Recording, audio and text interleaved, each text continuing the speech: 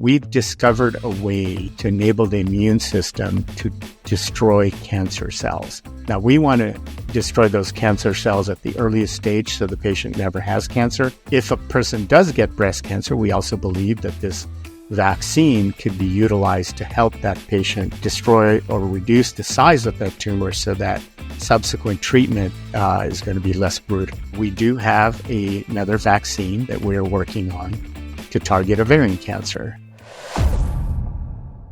A cancer vaccine. You've probably heard of it. I've heard of it a couple of times, and there's not an it. There's usually multiple. Every time I delved in a little bit, I was like, oh, okay, I see what they're saying. Maybe it's for recurrence, or maybe if you know a protein. But today, I am very excited because I got to uncover or discover that there can be a vaccine for cancer. And I know that sounds wild, but I mean even before you have cancer, potentially. And we're going to talk about that, how that works. I think you're going to find that the science makes a lot of sense.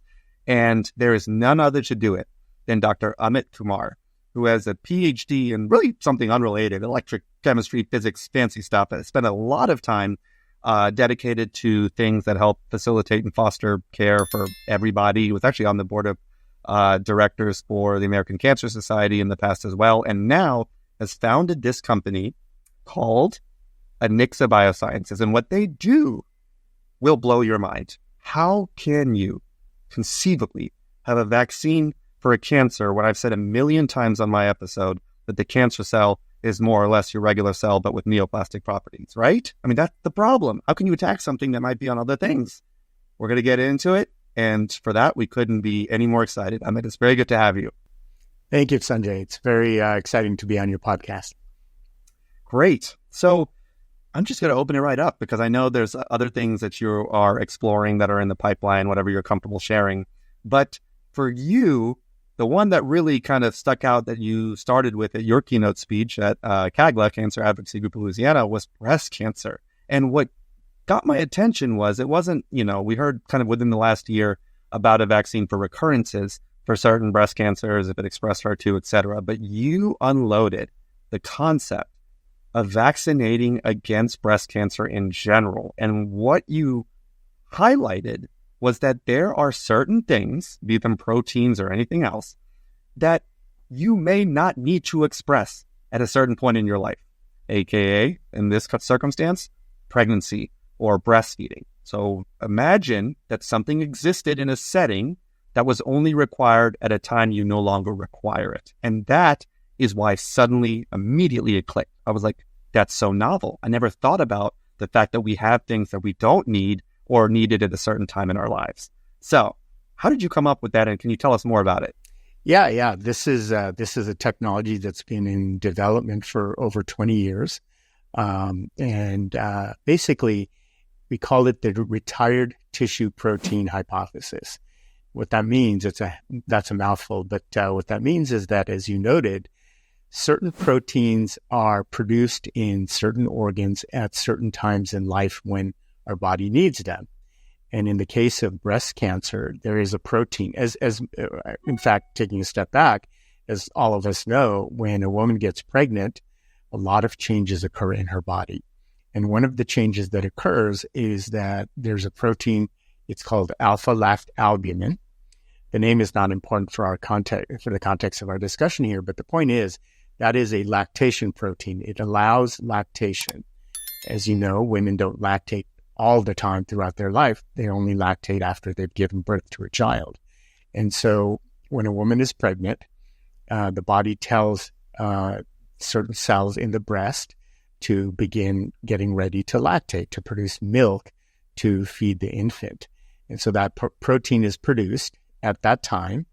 And when the woman stops breastfeeding, the protein disappears again and is not seen again until she has another child and then another child and so forth. Eventually, after she is no longer going to have children or is at the stage where she can physiologically no longer have children, the protein is never produced again. Our bodies are very smart. They know, hey, we don't need this protein anymore, so we don't need to make it. But it was discovered that when cancer cells arise in the breast, those cancer cells are making that protein one more time. And so that becomes what we call an antigen or a target for vaccination. So basically, we call that a retired protein. It's needed during lactation, but it's no longer produced anytime after that until cancer arises. Yes. Sorry, that is insane. I mean, I got to unpack that. It's a retired protein. It's like you had a purpose, you did your job, your jersey goes up in the rafters in the Hall of Fame. Thank you so much. And you're not in it anymore. Like, Michael Jordan kind of proved that when he tried to come back to the NBA, right? I hope nobody gets triggered when I say that. But your point being is that is something somehow someone decided to think of, and I assume it's you or your team, that this is something that is circulating that, wait, hold up, it should not be around anymore. And is that a protein that is expressed regardless of whether it's triple negative, hormone positive, or just HER2 positive and hormone negative, or is it just for the hormone positive? No, we believe it's expressed in all types of breast cancer, but we have focused initially on triple negative breast cancer, which is the most lethal type. So that protein is clearly expressed in triple negative breast cancer and other types of breast cancer. So the hypothesis here is that if we vaccinate a woman after she's no longer going to have children, then the only time, and the vaccine will target that protein, the only time that protein is produced is when a cancer cell arises.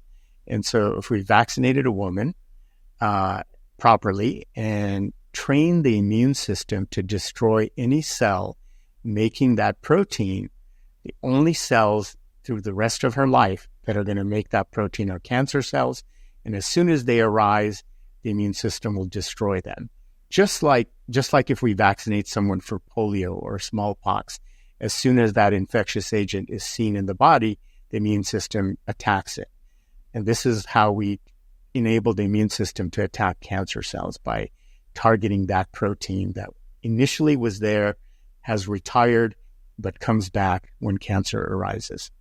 That is, yeah, I mean, you just want a second just to let that kind of set in. So, wow. So you mentioned polio and some of these other vaccines. Polio may not be one of the ones where you need a booster, but generally vaccines work. You have memory cells, the kind of surveyors that know what they're to look for, but then they start forgetting, and then you have to remind them.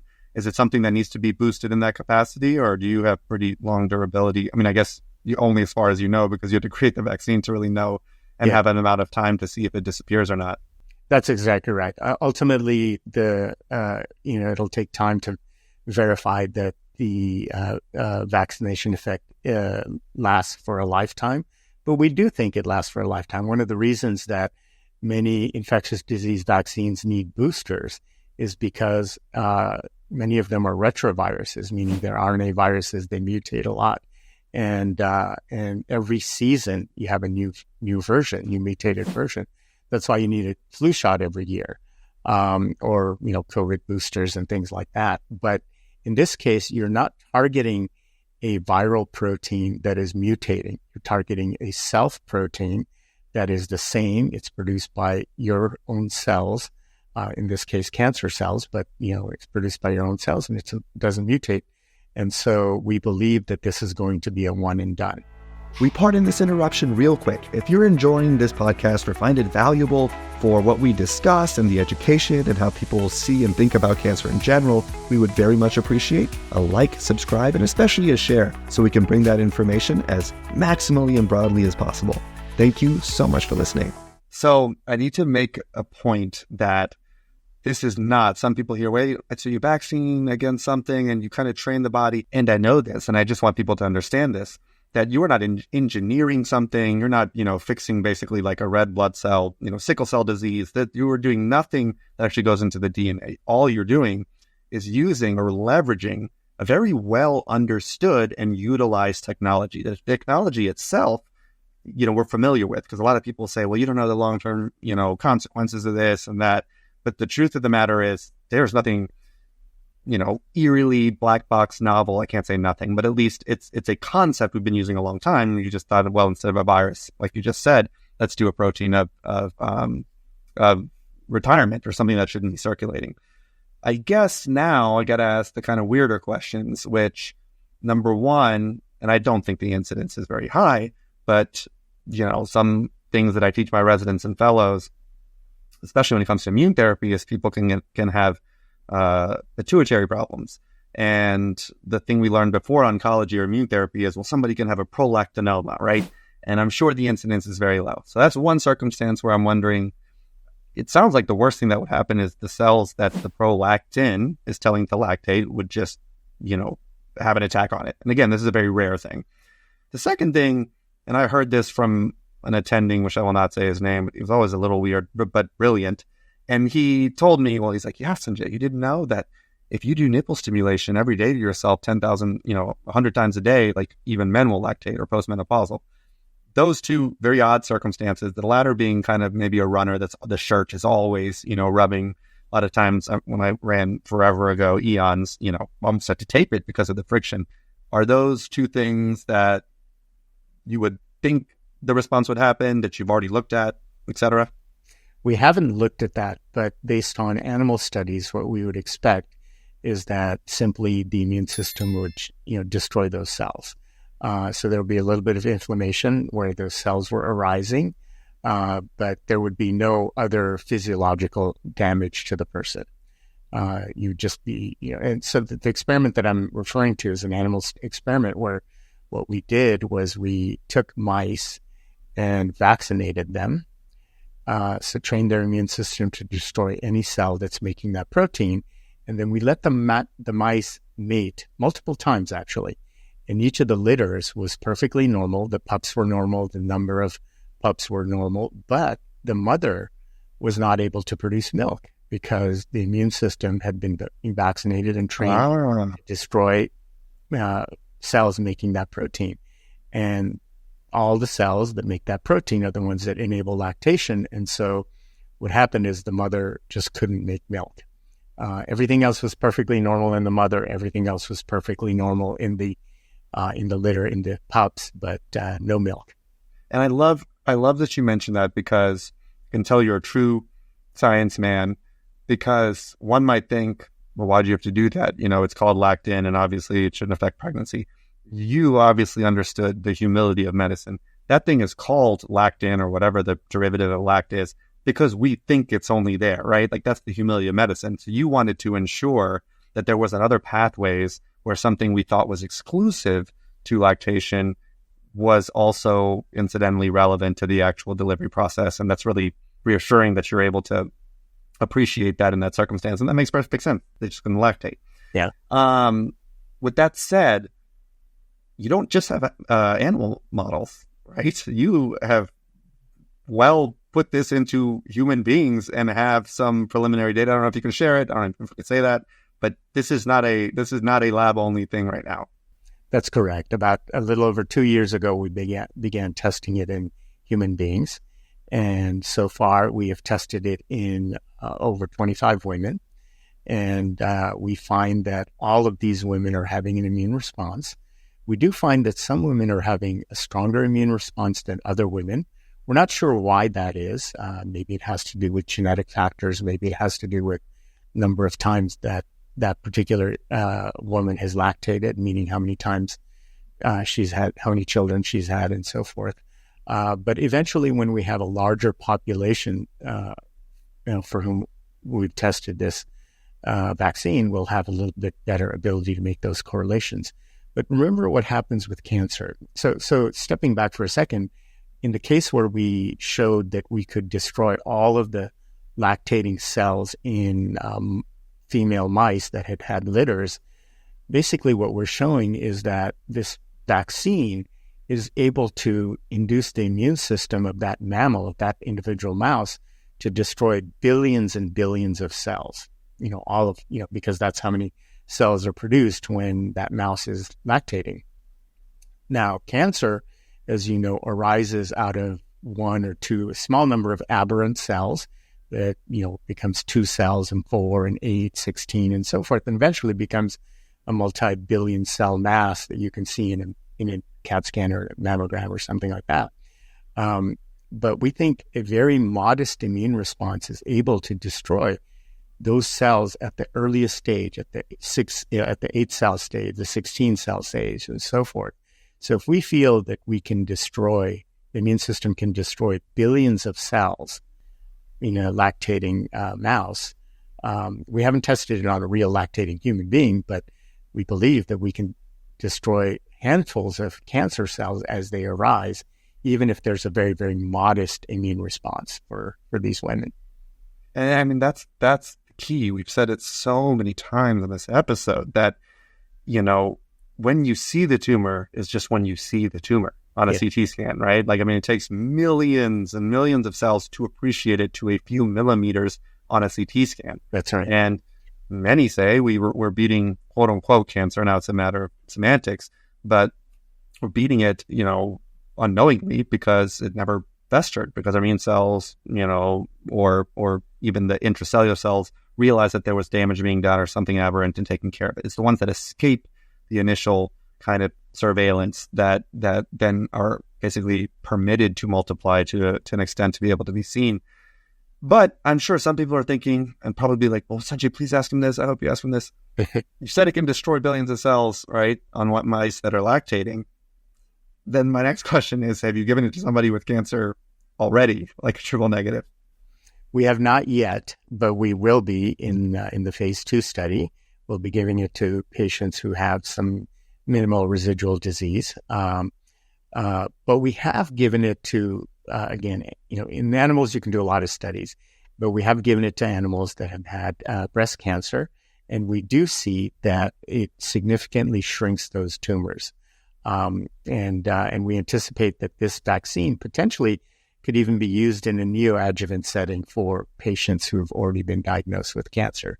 So there are a lot of options here. The key point is that we've discovered a way to enable the immune system to destroy cancer cells.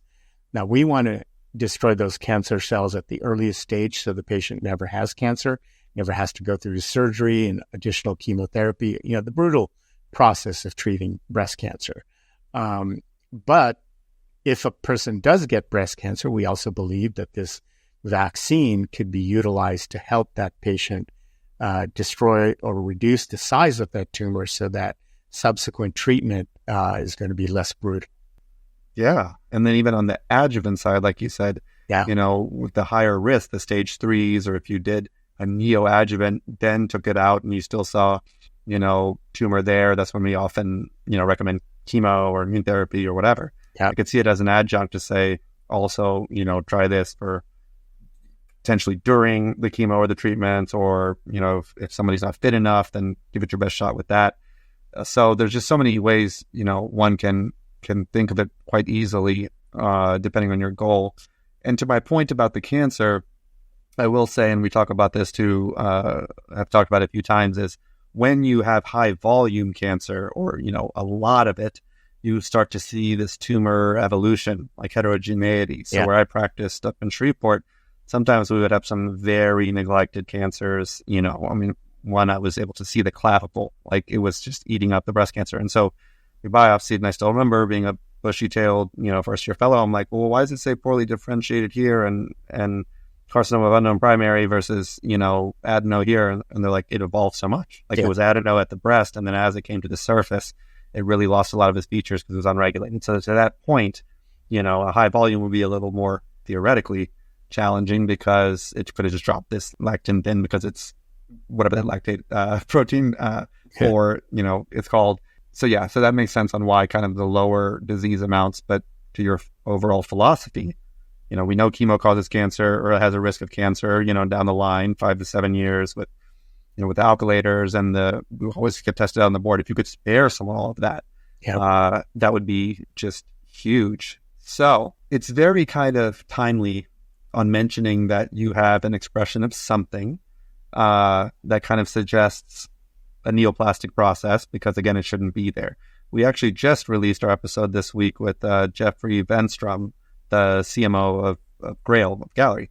And we talked about it about halfway through about, I could tell you have cancer, but I was like, Jeff, when are we gonna be able to recognize things that even before it becomes cancer? Like, some things leak, for lack of a better word, some things that look a little shady, but aren't quite invasive, carcinoma. I wonder if this is something that if not already, is seen on these more kind of novel, innovative, futuristic, circulating tumor DNA things. But it's not DNA, though. It's a protein. But if whatever is coding that protein potentially may be a tip-off that there is a lectin-producing something into that constellation of 300, 400 things that they're looking at as it is. Yeah, eventually, we think that certain of these retired proteins could be used as biomarkers. But, with the vision for this breast cancer vaccine, as well as other vaccines that we're contemplating for other types of cancer, we believe that we can destroy, the immune system is a better detector than us taking a blood sample and looking for the protein or DNA indicating the protein. And so we believe that the immune system will detect those cancer cells, destroy them, early on, so that none of that protein or very little bit of that protein ends up in the system. And so we don't think that, we will have a need for looking at that as those proteins as specific biomarkers for detection. Grail is a whole different type of animal. They're trying to do a multi-cancer detection test, right? Which is designed to look for DNA indicators of tumors of various types in one blood sample. We're hoping that when Grail does its test, that they'll never see any indicators of breast cancer, because hopefully we'll have vaccinated that patient and she'll never have breast cancer. Right. Yeah, that's the point, is that if they have access to this, then you wouldn't even care about the circulating tumor DNA to code it or the protein itself, which is absolutely mind-blowing. So with that said, I'm not going to let you get by without a comment you very casually made, which was, am considering looking at other things. So you have identified, and you don't have to share them, or have to say yes or no, but there are, one would assume that there are potentially, I guess, other retired proteins or this same kind of concept or philosophy of recognizing something that just shouldn't be around. Or I'll take it a step further. What if you were able to just, isolate a gallbladder or appendix specific protein, right? Those are two cancers I, fear. If I'm having to have, I'm forced to say, what do you fear? Like two of those, because they're just you just don't know about them until they're a problem. Like, no symptoms, kind of like anywhere in the pancreas and lung cancer and stuff. And I'm like, well, a lot of people actually have their gallbladders and appendix out. That's two cancers you have to worry less about that are pretty nasty. But anyway, I was curious if there are things like that are either one, retired, or two, not even retired, but not necessarily necessary, to where if there is a, significant percentage of people where the risks outweigh where the benefit outweighs the risk, it may be even worth considering giving, because the consequences of a cancer from that place would be so bad. Yeah, absolutely. And, you referred to cancers that, show up that you don't even know about until it's way too late. One of those is ovarian cancer, often diagnosed at stage 3 or 4. Initial presentation is at, very advanced stage. And so we do have another vaccine that we're working on to target ovarian cancer. We've identified another retired protein. It's a protein that helps in maturation of the eggs, and only exists on the ovaries, only on that tissue. It disappears over time gradually until a woman reaches menopause, and by then it's gone at any immunological level, meaning there may be a little bit there, but it's not immunological. So at that point, and by the way, most women get ovarian cancer. Most women who get ovarian cancer are postmenopausal, although there are some that are pre. But if we can vaccinate women when they hit menopause and prevent epithelial ovarian cancer from arising, because that protein shows up in epithelial ovarian cancer again. And same concept. It's a retired protein, exists on the ovaries at a certain periods of life. At menopause, it's not necessary anymore, so it's no longer produced by those cells. But post-menopause, if epithelial ovarian cancer, which is the most common form of ovarian cancer, arises, those cells are producing that protein. So again, we want to train their immune system to recognize those cells and destroy those cells before they can become an ovarian tumor. And as you know, ovarian cancer, debulking and in fact, just today, I'm speculating here, but we're hearing that Princess Kate has cancer, and they haven't specified what type, but it might be ovarian cancer. And it tends to be at a very late stage and often very difficult to treat. Very poor quality of life for the people who are being treated, and often fatal. Yeah, I mean, it's a very fear, including my wife herself. It's just, she does predominantly gyne oncology, and it's a hard pill to swallow just because there's no real screening modalities or anything. Now, somebody might be listening and saying, well, that's all great, but why don't I just get my ovaries out? But here's the catch that I assume that maybe you can validate is you said it's on the lining and helps the maturation of the eggs. So the vaccine would actually still permit you to have, some of the positives of having some hormone production and not going straight into a surgical menopause, right? To where, that cutoff of hot flashes and everything else. This is one way that actually preserves some of the benefits, either quality of life or otherwise, with having your ovaries, even in a postmenopausal state, versus somebody taking them out and just having being cut off, other than what's kind of peripherally circulating, but that's still usually problematic for even postmenopausal women. So that was number one. And number two, I'm hoping, my second question, is does this also get expressed? I hope so. Please say yes. With that smaller percentage that is still considered and treated like ovarian, but kind of circuits the fallopian tubes and that kind of lining. Is it produced in all those places? Yes, it is. In fact, ovarian cancer is often it's sort of a misnomer. Ovarian cancer can also be tumors on adjacent tissues. But yeah, so we believe that we can prevent a lot of those types of cancers. And, getting back to your first question, which is some women like to, choose to just have their ovaries removed. And frankly, we know in today's world that we have some good genetic tests to determine if women carry certain mutations, not only that place them at high risk for ovarian cancer, but also breast cancer. And many women are having prophylactic surgeries to remove their breasts and ovaries. Angelina Jolie, comes to mind as someone who went public with her journey a few years ago. And people do that and reduce the risk. But why would you go through that, very, very invasive procedure if our data eventually shows that taking a couple of shots could prevent those cancers from ever arising? So, ultimately, it's all going to be driven by data. We have early data on the breast cancer. The ovarian cancer product is still in the animal testing stage right now, but some years from now, we will have enough data on enough women to show that we can prevent these cancers. And if that's the case, why would anyone even opt to have those very invasive and painful surgeries, right? Yeah. And so this phase one, with the 25 patients you had, did you identify those with a higher risk of triple negative, like a BRCA1, BRCA2, personal history, or was it just, what was the criteria? So in the phase one, we started initially with focused on women who actually had already gone through triple negative breast cancer treatment. So they've gone through their neoadjuvant treatment, their surgeries, post-surgical adjuvant treatment, and whatever the treatment was indicated.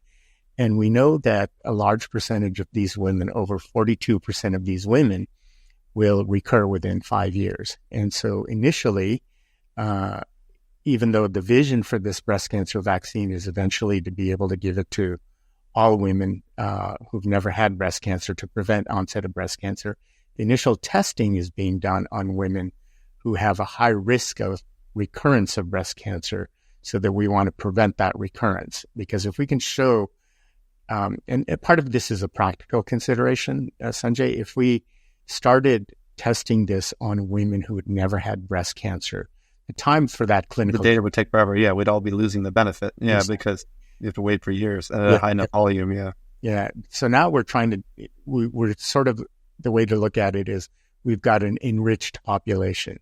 So in the case of women who have gone through triple negative breast cancer treatment, we know that 42% of them will recur within 5 years. And so in that case, we can do a study with about 800 patients, 600, 800 patients. Half of them will get the vaccine. The other half will get standard of care. And what we want to see, we know that the standard of care group will have 42% of them recur. So if you have 400 of those patients, 42% of them is, what is that? 300 and some patients that will have a recurrence. What we want to show is that the 400 women that get the vaccine, hopefully none of them will recur, or a much smaller number of them will recur relative to the group in the 42%, group in the standard of care arm. And then we'll expand that to test in women who have never had breast cancer. And that study will take a little longer. I shouldn't say a little longer. It may take multiple years longer. But meanwhile, this breast cancer vaccine will have been approved and be available for women who are worried about recurrence. And it can also be used off-label for women who've never had breast cancer before. Yeah. And in respect to, our listeners that have stage triple negative breast cancer or a loved one, it is a challenging disease course. I don't want anyone to hear and be like, I have 42% chance. There's a lot of modern therapies and things that hopefully account for a more generous side of that statistic. But you're saying that your point being is that it is what it is with standard of care. I would love for it to be less than what the best available management is today. And to that same point, do y'all have any trials open in a phase 1, not 2 yet, I guess, but is this an available therapy in any capacity currently, or are we just waiting to see what happens with the phase 1? It's too early for it to be available to the broader population. Mm-hmm. The only women who are getting it right now are the ones who are participating in the trial, which is a small number, but we will be beginning a phase 2, and our anticipated beginning time for that is sometime in Q1 of this coming year. So, in 2025. Yeah. And we anticipate multiple sites throughout the country and some sites in Europe as well.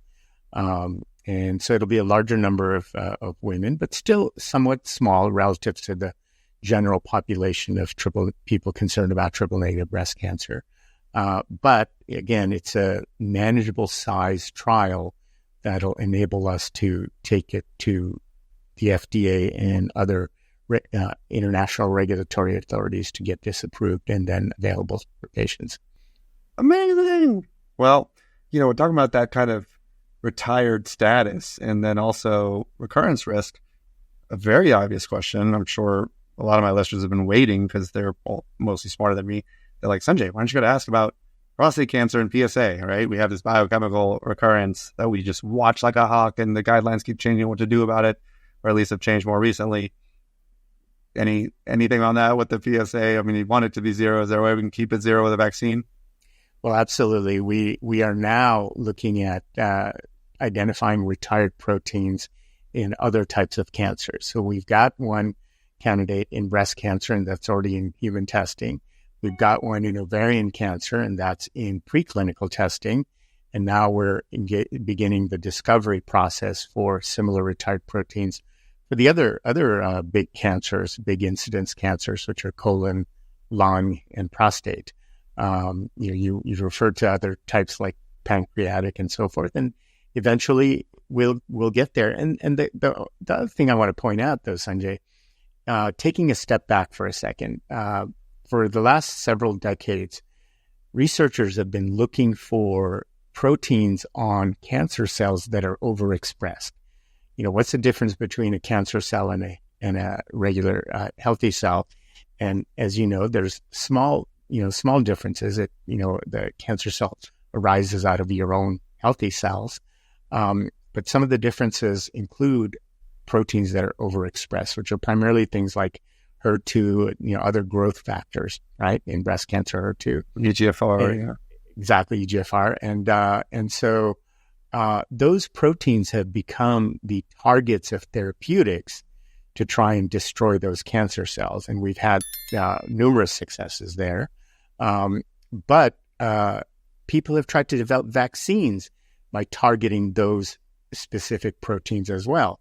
The problem that causes is huge autoimmunity issues, because what happens is if you create a vaccine that targets an overexpressed protein, sure, that vaccine is going to induce the immune system to try and destroy those cancer cells, but the vaccine is also going to induce the immune system to try and destroy other healthy cells on which that protein is expressed, albeit at a lower level, but it's still there.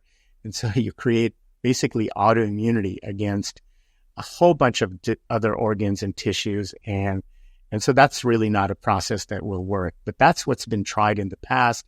And that's why we think cancer vaccines have not worked. It's a step further than just at a lower level, because the way our immune system works at times is if you're getting sensitized. So like all of a sudden you can just start really growing your response. It's the point of like a quicker recovery with COVID. It's not, you never had it.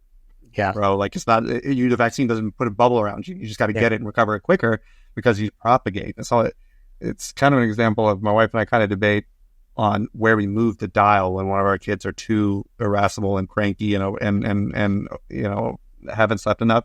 I'm like, the more discipline actually just makes them worse, and we're going to go to bed later because you got to give. And it's the same concept with the immune system. Sometimes, like the more exposure, the more you try, it actually propagates, and that's why you can have these lingering problems with immune therapy, for example, where you have it for several weeks and months because it lingers. It's just like, oh, that was, we caught a wave, and now you have more surfers come, and that concept is an important one. And anyone listening, just I want to give a clinical context to you. It's the same way why we use some TKIs or tyrosine kinase inhibitors, and we're always saying like, you're going to get skin stuff. You're just going to get skin stuff because like some of the EGFR has skin stuff. And then when we have with colorectal, this one's going to cause a rash on your face and you need minocycline, and then the other ones are going to cause diarrhea. That's your exact point, is that when you're attacking something that's elsewhere, how do you get it in a sanctuary? And you can't. And that's why yours is so unique. You have identified something that is not elsewhere, in that context or setting. Yeah. And so getting back to the original question that you asked about other cancers, we're looking at ovarian and breast right now, and we're going to start doing some discovery work on some other cancers. But as this initial breast cancer vaccine moves through clinical trials and demonstrates its success in larger numbers of women, the whole landscape of cancer research is going to change, because now all the researchers are going to start looking for these retired proteins that were there but are no longer there, but arise again on cancer, because now they can be the antigens, not only for therapeutics, but also for vaccines. And, we always talk about the cure for cancer, and referring back to the breast cancer situation, our medical system, people like you, brilliant oncologists like you, have become very good at keeping women alive who have had breast cancer. So we keep more women alive today than we did 20 or 30 years ago, right? But the process of keeping them alive is brutal. The surgery, the neoadjuvant, and the post adjuvant therapy, then the worry about recurrence, those are all real things. And people who've had cancer, who've had a family member that has gone through breast cancer, can relate to this. It would be great if we could just give people a few shots and they don't have to worry about any of that. We want to put you out of business, Sanjay.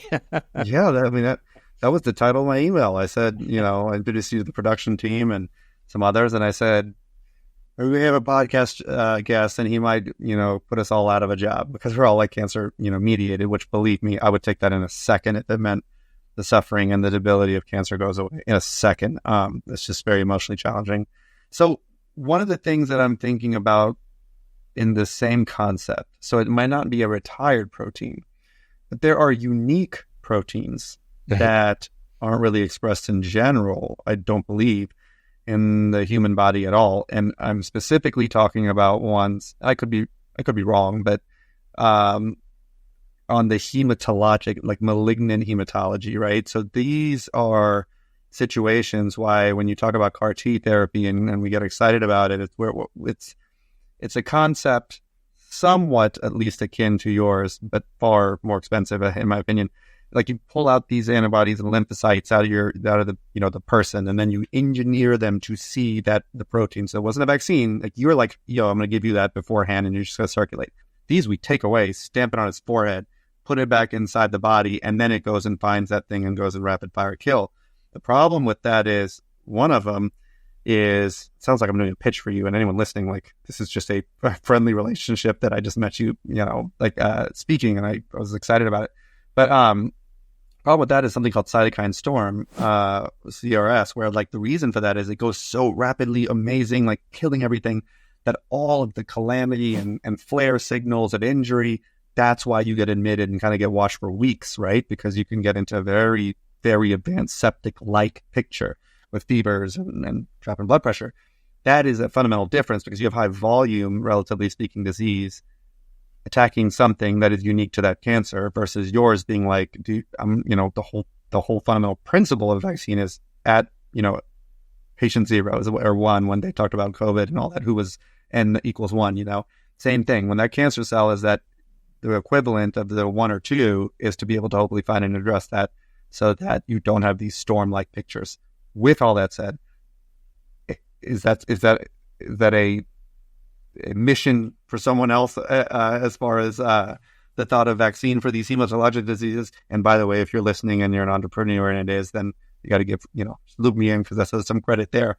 Or is that something you're investigating already? No. You were referring specifically to RT type of therapy where in B-cell hematological diseases, there's unique receptors and there's a unique protein CD19 that's found on B cells and no other cell in the body. And so in that case, you create engineered T cells targeting those B cells. And you get this cytokine release syndrome because you have engineered these T cells to be super powerful, essentially B cell killers. They kill the healthy B cells as well as the diseased B cells. And then they release all sorts of cytokines that induce other aspects of the immune system. But, we've learned how to manage those aspects. The problem with that CD19 protein and the reason it couldn't be a vaccine target is because it exists on B cells all the time, right? If you vaccinated someone against CD19, then you would immediately destroy that person's B cells, even before they had cancer. And so you really need... the B cells are needed for the actual immunity. So you're actually right. B cells are needed for a certain type of immunity, for the humoral immunity. And so what you really want is a target that only exists on cancer cells when they arise and doesn't exist at the time you vaccinate someone. And that's why we like these retired proteins. They only, when you vaccinate, in the case of women, you vaccinate a woman after she's no longer going to have children so that no healthy cell will ever produce that protein. No, for sure. And I might be probably showing a little bit of my ignorance here, but, with paroxysmal nocturnal hemoglobinuria, the PNH, the C55, 59, or there are these random ones we're checking, but if I'm thinking off the top of my head, we're actually checking a ratio. So they probably still exist in some normal capacity. Yeah. Because I don't think they're just like, so maybe that's what I was thinking was the ones where we're checking specific markers, but it's more so a ratio or percentage to say, you have PNH or, plasma cell. But you bring up a really good point though, which is, one of the other targets that people are thinking about these days are what are called neoantigens. Yes. So like exactly. Neoantigen is essentially a normal protein that has been mutated in cancer. And so it's a little bit different than the normal protein. And so the question has been, could we target that neoantigen as either a therapeutic target or a vaccine target? And people have tried both, but only in a therapeutic setting. The reason is because in a mutated protein, there are hundreds, if not thousands, of mutations, and they're different neoantigens. And so all of those vaccines tend to be personalized vaccines, meaning you take a tissue sample from the patient, you sequence that patient's tumor and identify the neoantigens that could exist and which might be immunogenic, meaning which might be recognizable by the immune system. And then you create an mRNA vaccine, because you can do that very, very quickly, and use that to try and target that colony that's exhibiting that. Exactly. Yeah, and that was the comment. That was also the sentiment I was trying to share with the Grail gallery comment too. It's like, that tells you at this time, based on what we know, but ideally there is a test where that's a neoantigen-based test where you can get a heads up. So if you're not comfortable with that 3 or 5 year, interval as a clinician for the colonoscopy, right? That's a long time to wait. I mean, you just don't know. Then you can get a test that ideally it's not to say, yeah, you have colorectal cancer, which still that will help because you're getting a scope earlier and hopefully catching it as the stage 1. But if I could get it and be like, oh, look, there are, the proteins or neoantigens that come from a tubulovillous adenoma, which we know is high risk for cancer, and that would be a good, kind of insurance approved, everything is that reason to say, oh no, yeah, you're good, go ahead, because we don't want to take the cost of, stage 4 cancer. It's sad reality, but the truth that everything really depends on what makes sense. I mean, unfortunately, to like financially, in that circumstance, it's like, yes, get your scope earlier because we don't want this to be a bad thing. Yeah. That's probably why it's pretty neat about yours, because I can't imagine, you don't have to share, but I'm just thinking out loud. I mean, compared to CAR T and the labor of pulling and the engineering and all this stuff, the vaccine concept is again, not a new one, but that's just my thought. So super interesting stuff. Is there anything else you would like to share? Or just pretend our audience, because we are just nerdy people that get really excited about things that make sense. And as they relate to cancer. Anything else, related or unrelated that you'd like to share with us, or something you're excited about, or anything? I mean, I've been in the biotech industry for 3 decades. You can tell, by my lack of hair, you still got a good head of hair there. But this is the most exciting project that I've ever worked on, and I think it's going to change the paradigm of cancer and how we think about cancer, how we think about preventing cancer. And breast is the first step, but there are many as I know you've had interviews with Sid Mukherjee and others. Cancer has been around since we've been around, and it would be wonderful if we could do for cancer what we have done for infectious diseases. Some of those infectious, smallpox and various other diseases have been, I think I heard a statistic that said smallpox has killed more people than any other disease throughout the history of mankind. But we've eliminated it effectively now, right? Imagine if we could do that for breast cancer and a few other types of cancers. It would just change everything. It would be amazing. Yeah. I dare say I know measles, but I thought smallpox also had a little eruption a year or 2 ago. But again, so with breast cancer, if the vaccine worked, same concept. And one thing I'm thinking out loud, probably wouldn't matter, but when you donate blood, obviously you get antibodies or IVIG. You'd almost have to mark that donor to, if they're donating and they have the vaccine, there would need to be some caution if you're giving it. But then it depends if it's IgM or IgG. So if you didn't have the vaccine, within a couple of months, the IgG could be filtered out, et cetera. Yeah, it shouldn't be an issue.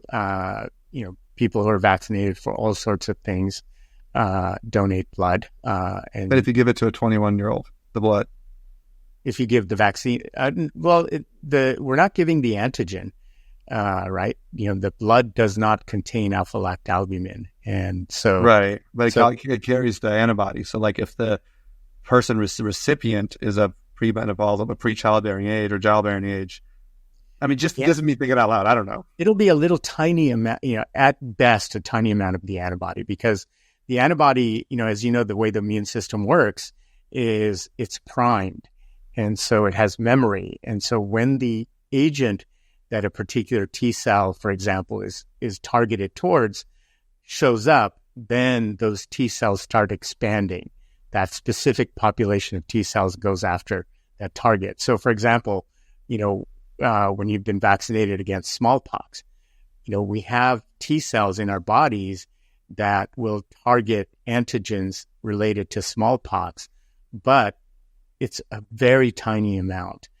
But if smallpox shows up, then those T cells expand. They start, multiplying and then destroying those cells. So it's really it shouldn't be an issue for blood donation. Excellent. Well, thank you so much for being here. And again, they can find. It sounds like look for early quarter 2025. Hopefully, this being expanded, and anything that anyone can do to help explore this if deemed safe, they'll be able to find you. So thank you very much. Yeah, thank you. Thank you for having me.